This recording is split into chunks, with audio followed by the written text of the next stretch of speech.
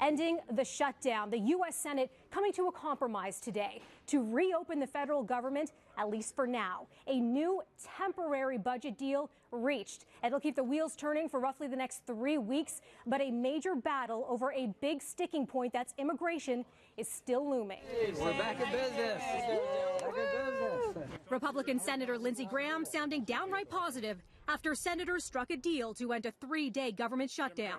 Senate Democratic leader Chuck Schumer said he'd come to an arrangement with Senate Majority Leader Mitch McConnell and not the president to fund the government until February 8th. Since our meeting in the Oval Office on Friday, the president and I have not spoken, and the White House refused to engage in negotiations over the weekend.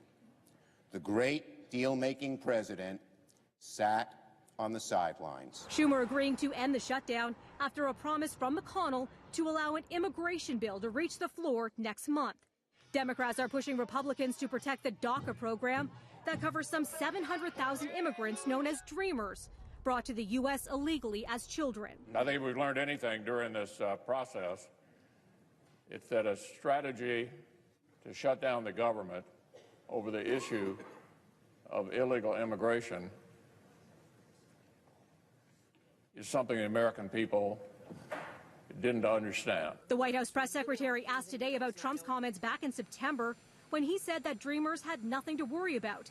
Here's her response to the question, is that still the case? We want to find a solution on the DACA program, and we're going to hope that Democrats are willing to work with us to make sure we actually resolve this issue. John? There are a lot of Dreamers in this country who are sort of living on pins and needles, not knowing what their fate is and has in store for them. What is this White House's message to that population of people? I think that they should storm Capitol Hill and protest there, because that is the place that has held up this discussion.